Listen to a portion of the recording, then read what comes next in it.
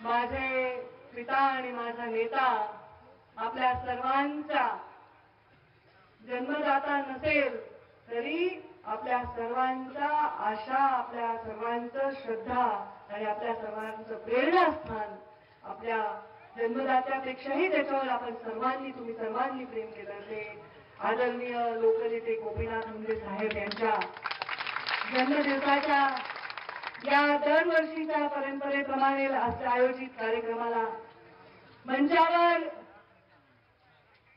विराजमान भारतीय जनता पार्टीचे प्रदेशाचे अध्यक्ष आदरणीय चंद्रकांत पाटील, मंचावर विराजमान ज्यांनी आत्ताच आपलं मन मोकळं केलं, मन नाही मोकळं केलं की त्याचा आपल्या शरीरात विष होत असतं. त्यामुळे मुंडे साहेबांच्या समाधीत जसं त्यांच्या घरी येऊन लोक मन मोकळं करायचे, तसं आता इथे त्यांच्या कार्यक्रमाला, त्यांच्या जन्मदिवसाच्या कार्यक्रमाला ज्यांनी मन मोकळं केलं ते मुंडे साहेबांचे अत्यंत जवळचे निकटवर्ती आमचे नाथाभाऊ खडसे.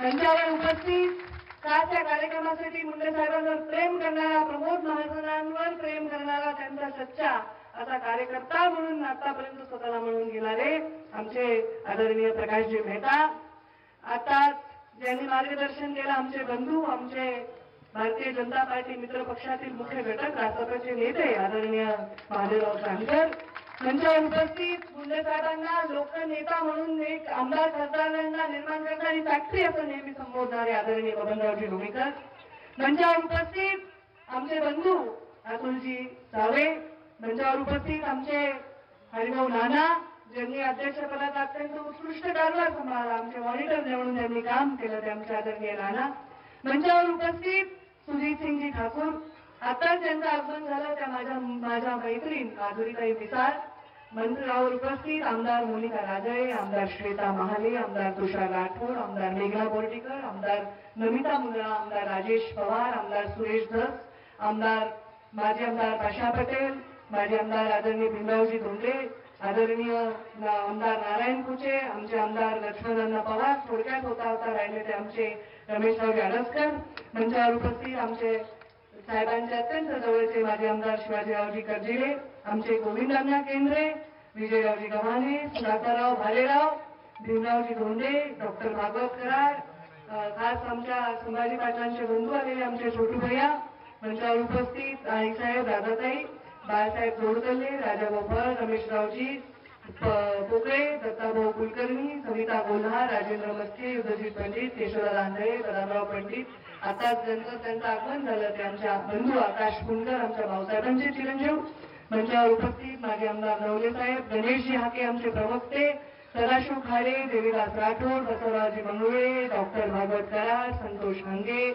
भाऊरावजी देशमुख, रत्नारे मामा, स्वरूपसिंगजी हजारी, जे संचलन करतायत ते प्रवीणजी हुगे, आमची बहीण रोहिणी खडसे, आमचे मला वाटतं मी टीपी मुंडे काका सगळ्यांची नावं घेतले, काहींचे प्रकाशचे सामंत, जुगल किशोर, आपल्या परळीच्या लोकांचे नाव कसे घ्यायचे तुम्ही, यजमान आहेत सगळे, बेबम साहेब, आमचे मोहनराव जगताप, राजेशजी देशमुख, आमचे प्रहालभाई, खरं तर एवढे लोक आले, कोणाचं नाव राहिले तुम्ही हात जोडून क्षमा होते, फुलचंद्ररावजी कराड, आणि सगळ्यात शेवटी आमच्या आता घरात एकमेव लोकप्रतिनिधी आहेत प्रीतमताई खासदार, आणि या कार्यक्रमाचं आयोजन त्यांनी उत्कृष्ट केलं, उपस्थित सर्व मंचावरील सर्व महानुभाव, आणि समोर मंचावरील झाला पुढचं, आणि समोर उपस्थित माझी आई, कारण मंचावर कधीच येत नाही, कारण ती जरी मुंडे साहेबांची पत्नी असेल तर महाजन असल्यामुळे तिचा एक निर्णय आहे की मी कोणत्याही मंचावर येणार नाही, मंचा घालून तिचा आशीर्वाद हा माझ्यासाठी फार मोठा आहे. आणि असे उपस्थित सर्व मान्यवर सगळे माझे मावशे, माझे दिनवांना आहेत, माझा भाऊ रमेश दादा, आमचे सुखदेव दादा आहेत, सगळे इथे समोर जिल्हा परिषदचे सदस्य, महाराष्ट्राच्या कानाकोपऱ्यातून वाशिम, अमरावती, सिंदखेड राजा, नाशिक, सिन्नर, पाथर्डी, नगर जिल्ह्यातून आलेले सर्व माझ्या मुंडे साहेबांवर प्रेम करणारे, माझ्यावर प्रेम करणारे सर्व मी तुमच्यासमोर हात जोडून माता भगिनी, वडीलधारी मंडळी आणि वा बांधवांसमोर नतमस्तक होते. माझ्या जीवनामध्ये मी अनेक भाषणं गेले 2 महिने झाले मी काहीच बोलले नाही, माझी भाषणाची सवय सुटली असं वाटायला लागलं मला, आणि मला असं वाटायला लागलं की आता आपण काय बोलावं. 12 डिसेंबर हा आपल्यासाठी अत्यंत महत्वाचा दिवस आहे. मुंडे साहेबांची आई आमच्या लिंबाबाई आजीला मी विचारलं होतं की मुंडे साहेब जन्मले तो दिवस कसा होता, तर त्यांनी सांगितलं त्रिपुरारी पौर्णिमेचा तो दिवस होता. गावामध्ये काहीतरी आजार झाल्यामुळे गाव बाहेर पडलो होतो, बरोबर आहे जिन्वांना? तुम्ही लहान आहेत का मोठे? गाव बाहेर पडलं होतं, पण तो दिवस अत्यंत वेगळा होता. गावामध्ये लोकांच्या मनामध्ये आनंद होता. त्या गरीब गावाच्या वस्तीमध्ये जणू बाळकृष्ण जन्माला आला अशा प्रकारे एवढं देखणं एवढं सुंदर बाळ आमच्या गावात जन्माला.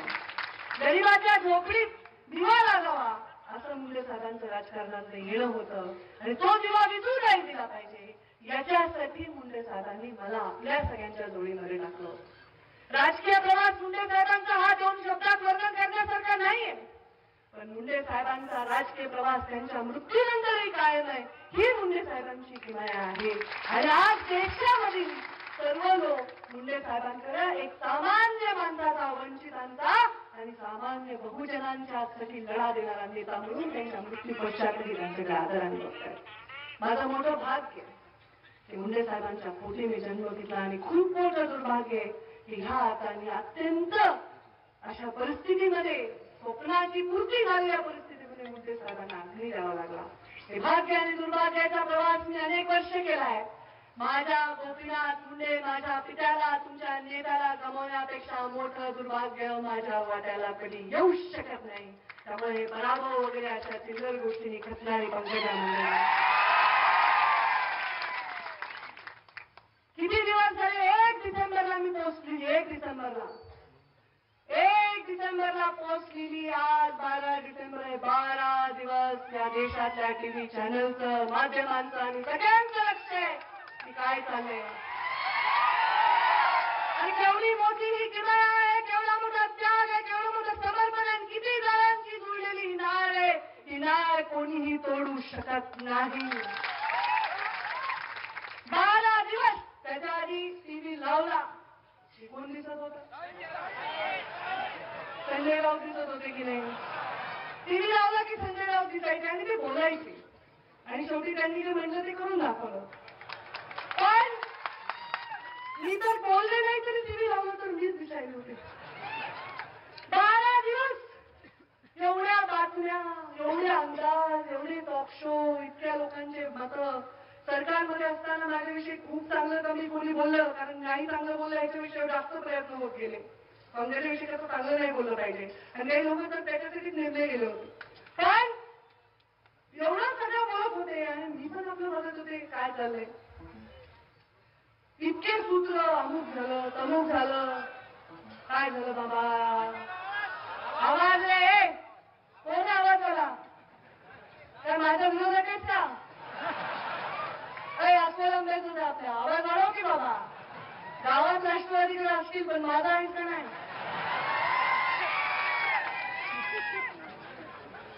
आवाज आता दाबू नका ना, झालं ना समाधान सगळ्यांना. काय मी पण बघायला सूत्र, अमुक तमुक बातम्या आणि एवढे सूत्र मी बघितले.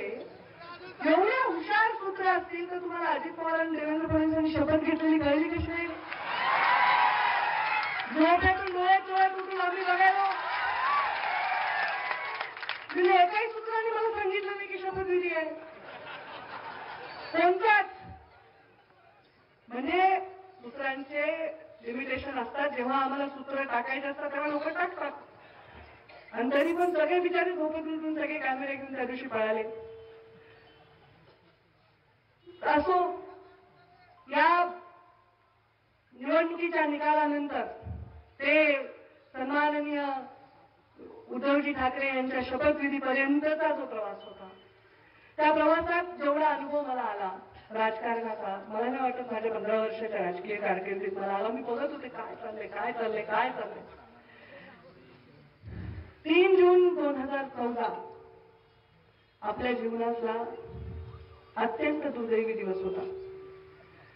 मुंडे साहेब नको म्हणत होते. मी श्रीहरी मुंडे असतील तर मला फोन केला त्यांनी, ताई आता नको सरकार साहेबांचं, आम्हाला जंगी तयारी करायची, 12-13 तारखेला घेऊ.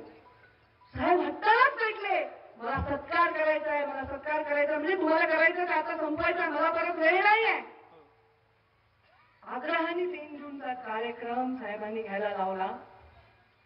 रात्री 12 वाजता साहेब मला बोलले हेलिकॉप्टर मोठं पाहिजे मला, रात्री कपडे जरी काठीची साडी काढून चांगले कपडे माझ्या आईने मी इस्त्री करून ठेवले आणि सकाळी एका फोन कॉलने आमचं जीवन उद्ध्वस्त करून टाकलं. आमचं नाही, तुमचं पण केलं ना, उद्ध्वस्त जीवन झालं. त्या दिवशी याच मैदानात जिथे आज साहेबांची समाधी आहे तिथे ह्या हाताने मुंडे साहेबांना मुखाग्नी दिला. तुमच्या डोळ्यामध्ये जर आग असती तर तुम्ही आग ओकून हे सगळं जाळून टाकलं असतं. अशी परिस्थिती त्या दिवशी होती. लोक जगला फेकत होते, लोक स्वीकारायला तयार नव्हते. त्या दिवशी मुंडे साहेबांची समाधी जिथे मी बांधली आहे त्याच्यावर काय बघावं. ज्या माणसाने राजकारणाच्या जीवनाचा पहिला श्वास घेतला, जनसंघाचा दिवा हातात घेऊन नांदेडदारी शेतकऱ्यावर ज्यांनी पहिली निवडणूक लढवली आणि कितीही त्रास झाला, किती वेदना झाल्या, तरी शेवटचा श्वास घेतला त्या कमळाच्या फुलात गोपीनाथ मुंडेची समाधी आहे. तुम्ही एवढे आज वर्ष चालत होतात. त्या दिवशी मी ठरवलं होतं की गोपीनाथ मुंडेंचं स्वप्न पूर्ण करायचंय. मला संघर्ष यात्रा काढली. माझ्याकडे काही सत्ता नव्हती दादा, कुठले शक्ती नव्हत्या, अधिकारी नव्हते, काही नव्हते. फाटक्या लोकांनी मिळून माझी संघर्ष यात्रा काढली. घरच्या दशमा बांधून 1 रुपयाची दमडीचा खर्च तर एका कुठल्याही गोष्टीचा खर्च कधी पक्षाकडे हात पसरवले नाही. स्वतःच्या लोकांना बांधलं कुणाशी?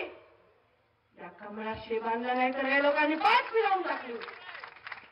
कारण गोपीनाथ मुंडेचं मी नाही असेल पण गोपीनाथ मुंडेचं रक्त आळणी नाहीये. गोपीनाथ मुंडेने अनेक लोक मोठे केले असतील, अनेक लोक निर्माण आणि अनेक विरोधातले दुष्ट लोक संपवण्याचं काम केलं असेल, पण कुणाच्या पाठीत खरंच खंजीर खुपसता नाही ना मुंडे ते बरोबर. मर्दार सरकार लढला हा माणूस, त्याच्या पोटी मी जन्मले. वाघीण म्हणतात तुम्ही मला फार विरोधाच्या पोटात दुखते. आता तर काय राहिलं रे, मी तर आमदार पण नाही, एवढी सभा झाली, माझं तर कल्याणच आहे. मी साधी नगरसेवक सुद्धा नाही.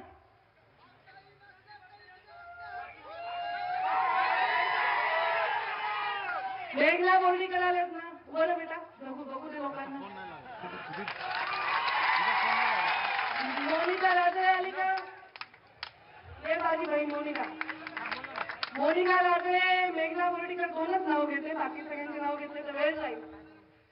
शेवटच्या दिवशी निवडणुकीच्या प्रचाराच्या, तुम्ही आपलं बोलणं करे, निवडणुकीच्या प्रचाराच्या शेवटच्या दिवशी 5 वाजेपर्यंत भारतीय जनता पार्टीचा एक आमदार निवडून यावा याच्यासाठी मी बाहेर प्रचार करत होते. मुख्यमंत्री पदाचा दावेदार डिक्लेअर झालेला होता. मी पंकजा मुंडे देवेंद्र फडणवीसला मुख्यमंत्री बनवण्यासाठी एक आमदार जिवंत करण्याचा प्रयत्न करत होते. आणि मी बंड करणार? मी कशामुळे बंड करणार? का बंड करेन मी आणि गुन्हाविरुद्ध करू? मी नाराज आहे का विचारतात? कुणावर नाराज हो? माझी अपेक्षाच नाही तुमच्याकडून, तर नाराज काय होऊ मी? माझी अपेक्षा कुणाकडून नाही आहे. ज्याच्याकडे आहे तो तिथं बसला आहे. माझा बाप, त्याच्याकडून माझी अपेक्षा. माझ्या रक्तामध्ये गोपीनाथ मुंडेंचे संस्कार आहेत शेवटच्या क्षणापर्यंत. मला विनायकराव पाटलांचा उल्लेख करा वाटतो, मी जाऊ शकले नाही, त्यांचा पराभव झाला. असे अनेक आहेत. आमचा योगेश टिळेकर आहेत, आमचे हर्षवर्धन पाटील आहेत. 3 सभा माझ्या रद्द झाल्या हेलिकॉप्टरमध्ये बिघाड झाल्यामुळे. मी मोठेपणा सांगत नाही की मी गेले की निवडून आले नाही. तो तुम्ही म्हणता तुम्ही कशा पडला? आता मी कसे पडले? मी इतिहासात चांगलं पुस्तक लिहून ते वाचा तुम्ही. पण एक आमदार पक्षाला देण्यासाठी, पक्षाने जाहीर केलेला मुख्यमंत्री करण्यासाठी पंकजा मुंडे शेवटच्या क्षणापर्यंत काम करत होत्या. या तरुण छान छान मुली माझ्या राजकारणात आल्या. त्यांना वाटत ताई आमच्या आहेत, डोळ्यात पाणी आणून ताई शटर डाऊन करून टाकलं, ताई आम्ही आता नाही प्रचार करणार. डोळ्यात जरा कुणी पाणी आणलं की मला त्याच वाटेल अरे आपण जायला पाहिजे, आपण जायला पाहिजे. मी सगळ्यांसाठी करत असताना मी बंड करणार ही पुढे सोडली कुणी हो? माझ्या पोस्टमध्ये मी काय लिहिलंय? माझ्या पोस्टमध्ये लिहिलंय देश प्रथम. डोक्यात आले कसंही बसा उभा पायाच्या अंकावर. देश प्रथम म्हणजे काय? काय हो चंद्रकांताचा आपला नारा? राष्ट्र द्वितीय काय? पक्ष आणि तृतीय मी. हे नारा ज्यांनी दिला त्यांनी काय जगले का मला माहित नाही, पण मी जगले. देश प्रथम, राष्ट्र प्रथम, पक्ष द्वितीय, तृतीय मी. हे माझ्या पोस्टमध्ये डॉक्टर हेडगेवार, गोळवेलकर गुरुजी, देवरस, सुदर्शनजी, मोहनरावजी भागवत, ही परंपरा काय कुणाला एकट्याला लिहून दिलेली आहे का? या परंपरेचा भाग गोपीनाथ मुंडे नाही, या परंपरेचा भाग पंकजा मुंडे नाही, या परंपरेचा भाग हे सर्वजण नाही. हे माझं वाक्य आहे.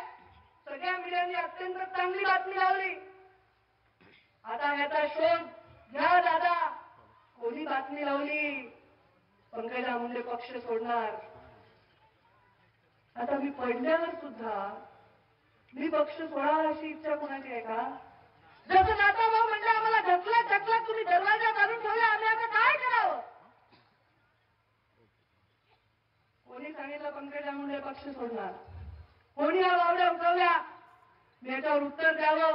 कोणत्या सूत्रांनी उठवल्या माहित नाही, पण यांनी यावर उत्तर द्यावं अशी सगळ्यांची अपेक्षा होती. मी का उत्तर देऊ? मी काय गुन्हेगार आहे? मी का उत्तर देऊ ते पक्ष सोडणार का नाही? पक्षाने याच्यावर उत्तर दिलं पाहिजे. पक्षाने याच्यावर उत्तर दिलं. अजूनही लोकांच्या मनामध्ये प्रश्न आहे. काही लोकांनी तर सांगितलं की पंकजा मुंडे दबाव आणलाय, दबाव.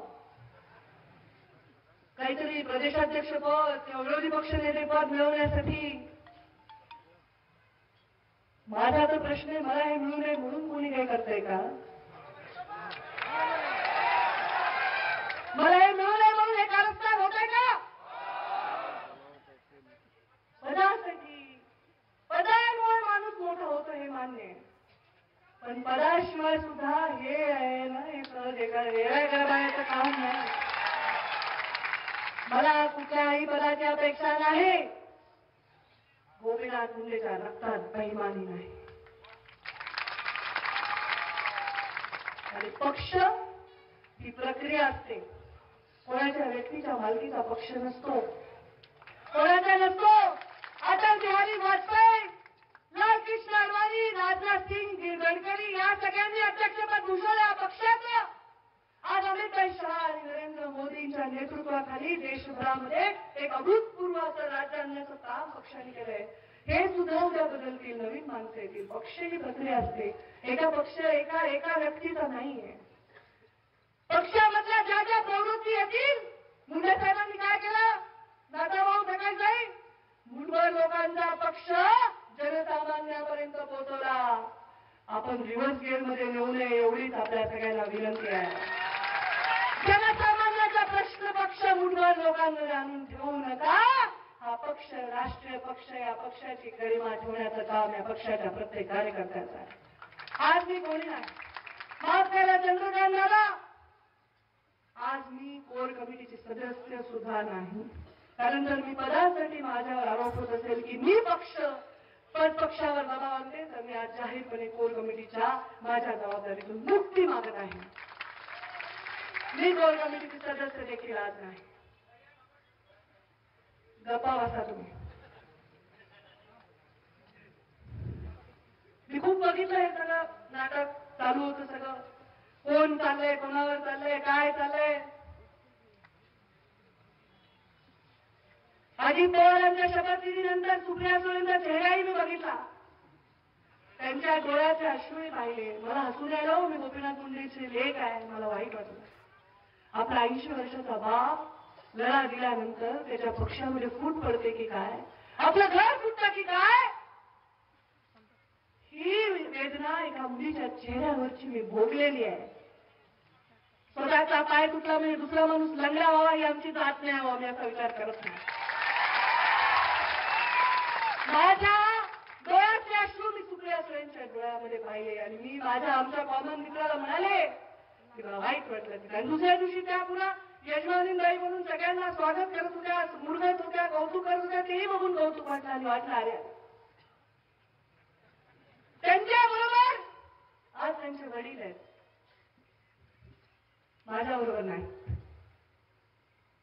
रडून माता वगैरे मी मागत नसते, पण मुंडे साहेबांचा सत्कार तरी देवाने उद्याचा होता. या सगळ्या गरिबांच्या फाटक्यांच्या घरामध्ये देवासमोर यांनी दिवा लावला होता, जेवढी बनवलेली तेवढी रांगोळी काढली होती, बॅनर लावले होते, गुढ्या उभारल्या होत्या. का अशी क्रूरता आमची केली तेव्हा? तू सुद्धा जातीवादी आहेस का रे? तुला ही गरीबच सुख जमत नाही? तुला ही बहुजनांचा सामान्याचा अगदी दीनदलित तुकड्यांचा नेता मोठा झालेला बघत नाही, आधीच मंत्रीपद सगळ्या जगाचे जाहीर झाले, मग मुंडे साहेबांचं जाहीर झालं. का प्रत्येक गोष्टीसाठी वणवण, प्रत्येक गोष्टीसाठी संघर्ष? पण मला नाही, आपण कमजोर व्हायचं नाही. या लोकांना जेवढी शक्य, माझी ऐपत होती, माझ्या जीवनात क्षणात प्रत्येक क्षणात मी तुमची सेवा केली. काय अफवा पसरवल्या लोकांनी, काय पसरवल्या, माझे लोक मला बेईमान झाले नाही. कोणी माझ्या लोकांना काही म्हणायचं कारण नाही, लोक नाही. 7 जागा राष्ट्रवादी बंजारा समाजाला दिल्या, भारतीय जनता पार्टीने फक्त पंकजा मुंडेला दिली. म्हणजे माझी तर वाटत होती ना, पंकजा मुंडे स्वार्थी आहेत, पंकजा मुंडे फक्त स्वतःच बघतात. तरीही ते पण सपाटून गेलं. पराभव झाल्यानंतर प्रत्येक बैठकीमध्ये उपस्थित राहिले, सरकार आणण्यासाठी मला जे योगदान करता येईल ते देत गेले.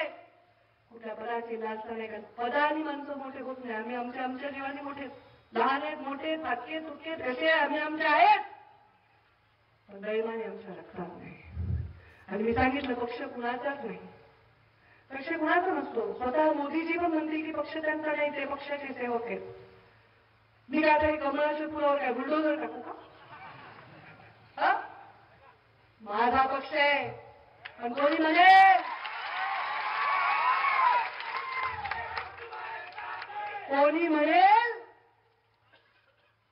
कोणी म्हणतो नाही माझ्या बापाची जमीन आहे, हे माझ्या बापाचं घर आहे, हे माझ्या बापाचं पक्ष आहे.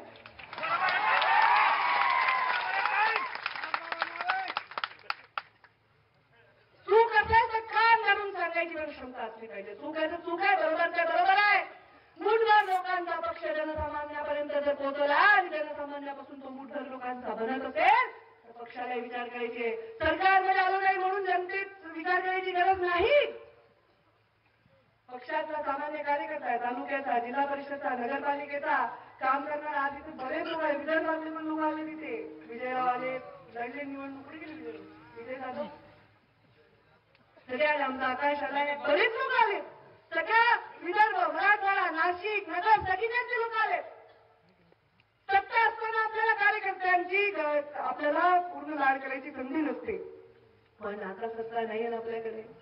आता आपण कार्यकर्त्यांना बळ दिलं पाहिजे की नाही?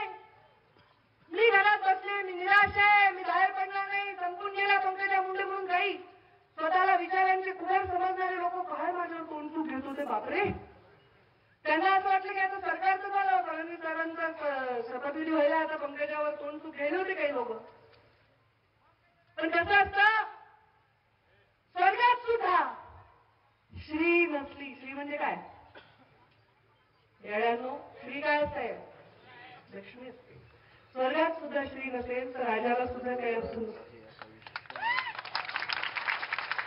लक्ष्मी नसेल तर समुद्र मंथन करून बाहेर काढावं लागतं. लक्ष्मी हरवली आमची, लक्ष्मी हरवली. तोंडात आलेला घास आम्हाला घेता आला नाही. पंकजा मुंडे तर पडलीच होती. मी काय, मला काय मतलब पडणार होतं. माझी सत्ता व्हावी, माझ्या बापाच्या पक्षाची, कमळाच्या फुलाची, माझ्या नरेंद्र मोदींची, अमित शहानी केलेल्या मेहनतीचा चीज व्हावाची इच्छा होती, पण नाही होऊ शकलं. पण आता मी काम करणार. स्वाभिमान दिवस आहे. कोणी म्हणे पंकजाताईंनी मावळे काय दिलं. आता काय मावळे म्हणजे काय, पंकजाताई बंड करणार का? बंड असल्यावर बंड जर केलं नसतं जगात कुणी, मला सांगा, बंड जर नसतं केलं तर स्वातंत्र्य झाला असता का देश?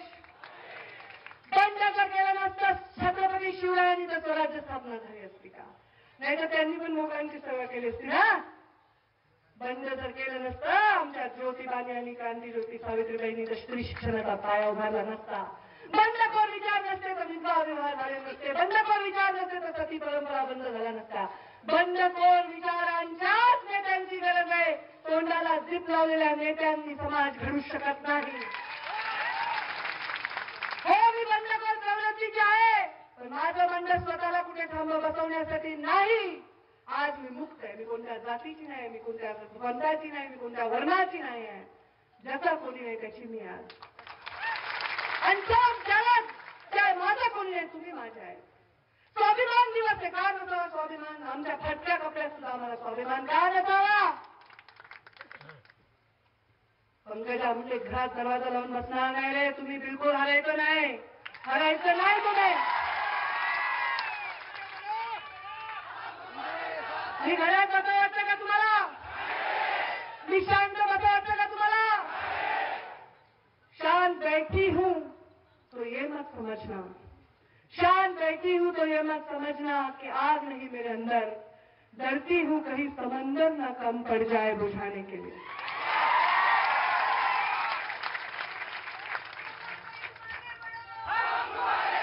व्यथा आहेत ना, व्यथा आहेत प्रीतम मुंडेला, सविता गोलारला, मेघना बोर्डीकरला, प्रकाश मेहताला, बबनराव लोणीकरला, एकनाथ खडसे. ऐकायचं नाही का कोणी?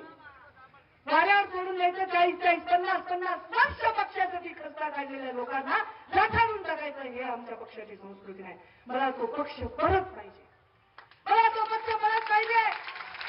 महादेव शिवणकर, अरुण आडनाड, एकनाथ खडसे, अण्णा डांगे हा प्रयोग केला. एक वज्रमूठ केली आणि सामान्यांची वज्रमूठ करून परत उभारू. आम्ही तर विरोधी पक्षाच्या जेनेटिक्स मध्येच आहेत. मी कुणाला सोडू, मी कुणाला सोडत नाही. तुम्ही मला वाघीण म्हणतात, आपलं जंगल सोडून आपण जात नाही. मी इथे राहणार आहे. तुम्ही माझा आरोप कुणी केला असेल की पंकजा मुंडे प्रेशर आणतायत पदासाठी, तर मी आजपासून कोर कमिटीची देखील सदस्य नाही. बघू माझ्यासाठी कोणी येतं का. मी एअरपोर्टवर गेले, कोण रिसीव्ह करायला येईल का? लोकांना काय असतात चिंता. मी राजकारणात माझं जर पद नसेल तर मला कोण विचारेल का, मला बोलेल का? बघू ना. मी 26 जानेवारीला गोपीनाथ मुंडेंचं सुग्रामधील मुंबईचं कार्यालय सुरू करणार आहे. गोपीनाथ मुंडे प्रतिष्ठानच्या माध्यमातून एक वज्रमूठ आणि त्यामध्ये एक मशाल घेऊन मी महाराष्ट्रभर दौरा करणार. मी माझ्या सर्व कार्यकर्त्यांशी संवाद साधणार.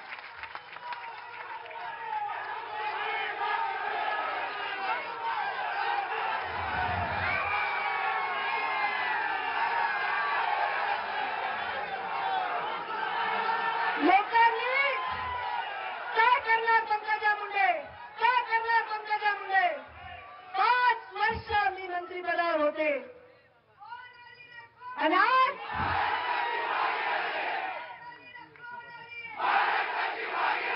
मी कुठेही जाऊन काही होऊ शकते, पण मला ते शोभणार नाही. लोक म्हणतात काही असं करणार, काही कसं होणार. एका माझ्या भावाने मला एक चांगल्या 4 ओळी पाठवल्या. एक मैं ही हूं समझी नहीं खुद को आज तक, एक मैं ही हूं समझी नहीं खुद को आज तक, एक दुनिया ही है कि न जाने मुझे क्या क्या समझ रही. तुम्ही मला जे समजता ना तीच माझी ताकद आहे.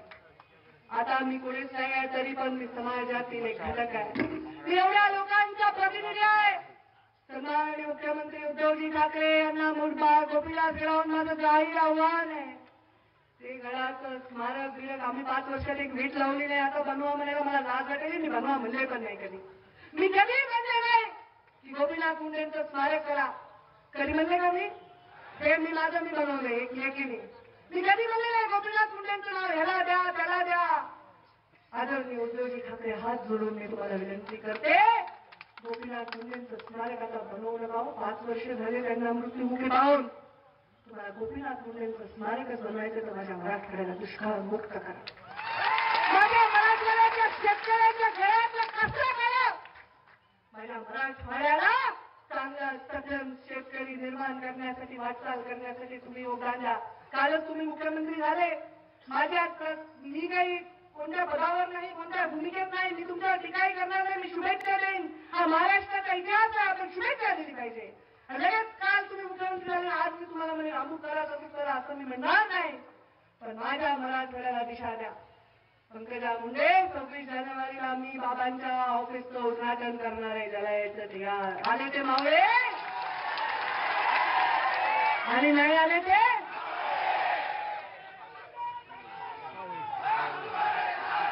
माझ्या. आणि मी औरंगाबाद येथे मराठवाड्याची राजधानी आहे. 27 जानेवारीला मी 1 दिवसाचं लाक्षणिक उपोषण करणार आहे. आणि उपोषण कुणाच्या विरुद्ध नाही, ते कोणा एका पक्षाचं नाही, मराठवाड्यातल्या सर्वांना याच्यासाठी निमंत्रण आहे. हे उपोषण लक्ष वेधण्यासाठी आहे की मराठवाड्याच्या पाण्याच्या, मराठवाड्याच्या शेतकऱ्यांच्या सिंचनाच्या प्रश्नावर नवीन सरकारचं लक्ष वेधून मला पूर्ण विश्वास आहे. एक संवेदनशील कुटुंबवत्सल व्यक्ती म्हणून, मुख्यमंत्री म्हणून उद्धव ठाकरेंचं संवेदनशील काम करतील. आम्ही आतापर्यंत 5 वर्षात जे केलं त्याला पुढे नेण्यासाठी आता या सरकारचं योगदान हे अत्यंत महत्वाचं आहे. ते करतील. नरेंद्र मोदींसारख्या एका अत्यंत तपस्वी पद्धतीने काम करणाऱ्या प्रधानमंत्र्यांच्या समवेत एक संवेदनशील मुख्यमंत्री चांगलं काम करावं अशी मी त्यांना या गोपीला जळावून शुभेच्छा देते. इथे कुठे राजकारण नाही. नाते शब्दांच्या पलीकडले असतात. हे नाते जपत जपत मला तुमच्यासाठी काम करायचंय. मला काय करायचंय, तुमचं चांगलं झालं पाहिजे. तुम्ही कुणाच्या दारात जाणार आहेत, कुठं जाणार आहेत, तुम्ही कुणाकडे जाणार आहेत, तुम्हाला काही दुखलं खुपलं तुम्ही कुठे जाणार आहेत. मग परत माझ्यावर ही वेळ आली ना. 2014 मध्ये राजकारण सोडायचं होतं, तुम्ही सोडू दिलं नाही. 2009 मध्ये मुंडे साहेबांनी आणलं आणि आज 2019 उजाडलेला आहे आणि एवढी राजकीय उलथापालथ झाली आहे. पंकजा मुंडे शून्यावर आली असं वाटायला कोणाला.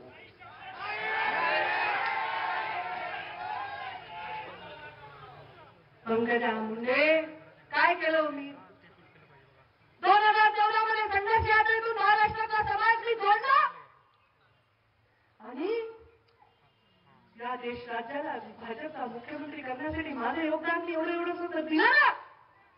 मतदानाच्या शेवटच्या दिवशी एक बातमी येते की पंकजा मुंडे स्वतःला मुख्यमंत्री समजतात. त्या बातम्याच सुटून येतात. मी जनतेच्या मनाचा मुख्यमंत्री. अहो एक मुलगी, मी लहान होते, शरद पवार मुख्यमंत्री होते राज्याचे आणि किल्लारीला भूकंप झाला होता. आम्हाला आमच्या शिक्षकांनी निबंध लिहायला सांगायचा, या राज्याचा मी मुख्यमंत्री असते तर काय केलं असतं. आम्हाला शिक्षकांनी मुख्यमंत्री झाले असते तर असा नियम नाही. काय झालं, मुख्यमंत्री मी असं म्हणलेच नाही, पण मी जर म्हणले तर काय पाप केलं. समजा एखादी मुलगी आत्मविश्वासाने म्हणते मला या राज्याचं नेतृत्व करायचंय, तिने म्हणू नये. मी म्हणले नाही, एवढं मला हिनवलं जणू काही मी म्हणजे काय लायकच नाही कशाचं. पण आज मी एक पोस्ट लिहिली तुमने पंकजा मुंडे बंड करणार, पक्ष सोडणार. का पक्ष सोडणार मी पक्ष सोडणार नाही. पक्षाला मला सोडायचं तर पक्षाने निर्णय घ्यावा. मी पक्ष सोडणार नाही. मी एक वज्रमूठ करणार सर्वांची, सर्व जाती धर्माची. ही वज्रमूठ गोपीनाथ मुंडे प्रतिष्ठानच्या माध्यमात मी सगळ्या महाराष्ट्रभर जाणार. जिथे कुणाचा बलात्कार झाला एखाद्या महिलेवर तिची भेट घ्यायला जाणार आहे. कामगारी सामाजिक मृणाल गोरे आहेत, मेधा पाटकर आहेत, तृप्ती देसाई आहेत. आता परवा अंजली गमानी यांचं मी बघत होते. लोक संघर्ष करतात, भ्रष्टाचाराच्या विरुद्ध बोलतात, त्यांच्या बाजूने मी बोलीन. बिना पदाचं काम करायचं नाही तर काय दार लावून बसू घरामध्ये. पदाची लालसा मला नाही. तुमच्यासाठी मी काम करणार आहे, शेतकऱ्यांसाठी काम करणार आहे. शेतीत काम करणारा शेतकरी नसतो, शेतीत मजुरी करणारा सुद्धा शेतकरी असतो. त्यांच्याकडे लक्ष वेधणार आहे, त्यांच्या भल्यासाठी काम करणार आहे. सत्ता असताना बंधन होते, आता काय मी म्हणलं मी कोणाचीच नाही. आज मुक्त आहे. मी धनगरांची आहे, मी बंधाऱ्यांची आहे, मी मराठ्यांची आहे, मी माळ्यांची आहे, सुताराची आहे, सोनाराची आहे, गुजरात्यांची पण आहे. मी सगळ्यांची झाली. महिलांची आहे, कष्टकऱ्यांची आहे, शेतकऱ्यांची आहे, बहुजनांची आहे, सर्वांची आहे. म्हणलं तरी बाबा मीच अल्पसंख्याक सध्या अल्पसंख्याकाचे आहे. मी सर्वांचे आहे. आज मी एका परळीच्या मालकीची होती, आता मी राज्याची आहे. मी पराभव मीडियाला मला म्हणायचंय माझ्या पराभवाची चर्चा आहे, विजयाची नाही. वाईट वाटतं मला. काही नाही रे बेटा, जो निवडून आला त्याला आशीर्वाद. तुला लोकांनी निवडून दिलं बेटा, काम कर, काम करून नका ठेवू. परळीची काळजी घ्या.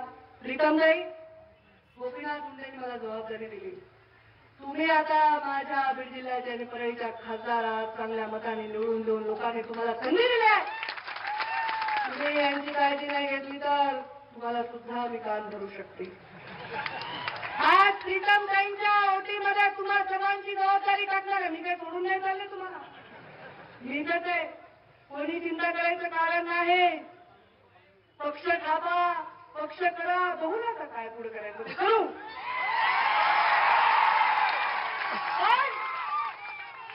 आता पक्षांनी करायचं काय करायचं ते. आता नाथाभाऊ असतील, नाथाभाऊंसारखे अनेक लोक आहेत, सकाळीबाई असतील, आमचे सगळ्यांचे काय असतील म्हणजे छोटे मोठे. कुणाला जिल्हाध्यक्ष व्हायचंय, कुणाला तालुकाध्यक्ष व्हायचंय, कुणाला जिल्हा परिषदचं तिकीट नाही मिळालं, कुणाला महामंडळ विरोधकांना दिलं गेलं. एखाद्या जिल्ह्यामध्ये विरोधकांनाच महत्व दिलं गेलं पाहिजे. आता कसं असतं बघा, राजकारण आखाडा आहे. माझ्या आखाड्यातले पैलवान उपाशी मारायचे, समोरच्या आखाड्यात बदाम पिस्त द्यायचे, तर कसा माझा पैलवान असं नाही झालं पाहिजे. असं कुणालाही वाटलं तर त्याच्यासाठी पंकजा मुंडेचं दार आहे. पक्षाचा पाठीचा कणा हा मूळ कुणाच्या विचारांचा आहे? मुंडे साहेबांचे नेते कोण होते? त्यापासून आतापर्यंत जर काही फरक झाला असेल तर माझा वाटा राहील, मी त्याच्यामध्ये योगदान देईल. परत एकदा 2014 मध्ये सगळं संपल्यानंतर परत सगळं एकत्र केलं. आता परत मी एकत्र करायला तयार आहे. तुम्ही तयार आहात का? मी कोणत्याही जबाबदारी नाही माझ्याकडे. मी मंत्री नाही, साधे आमदार देखील नाही. मी कोर कमिटीची सदस्य सुद्धा आजपासून आहे. लोकशाही पद्धतीने निर्णय होतील त्या दिवशी त्याचा विचार करू. पण आज मी तुमच्यासाठी राजकारणात आहे.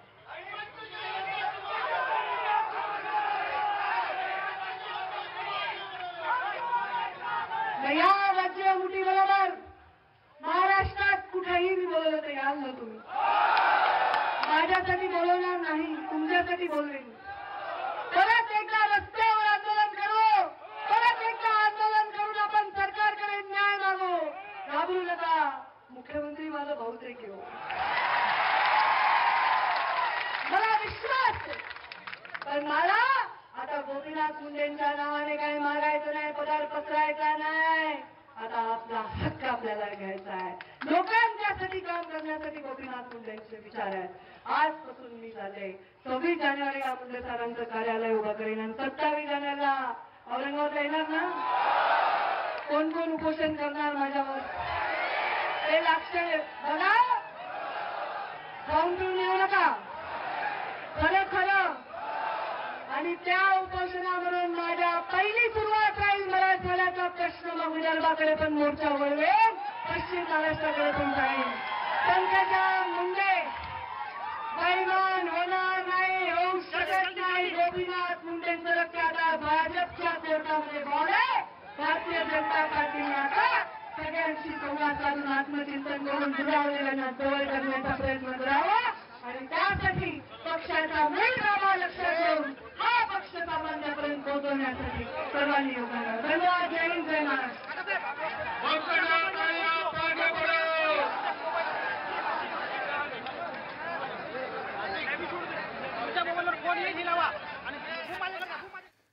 आपण बघितलं पंकजा मुंडे यांच्या या भाषणाकडे संपूर्ण महाराष्ट्राचं लक्ष लागलेलं होतं आणि पंकजा मुंडेंची तोफ जी आहे ती गोपीनाथ गडावरनं धडाडलेली आहे.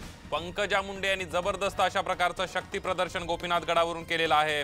गोपीनाथ मुंडे यांचा जयंतीचा कार्यक्रम होता आणि याच कार्यक्रमामध्ये आपण बघितलं की पंकजा मुंडे यांनी मशाल घेऊन राज्यभर दौरा करणार असल्याचं जाहीर केलेलं आहे. 26 तारखेला गोपीनाथ मुंडे फाउंडेशनचं मुंबईमध्ये कार्यालयाचं उद्घाटन होईल. 27 जानेवारीला ते औरंगाबादमध्ये एक उपोषण 1 दिवसाचं लाक्षणिक करतील आणि त्यानंतर संपूर्ण राज्यभर मशाल घेऊन दौरा करणार असल्याचं पंकजा मुंडे यांनी जाहीर केलेलं आहे. त्यामुळे पुढे काय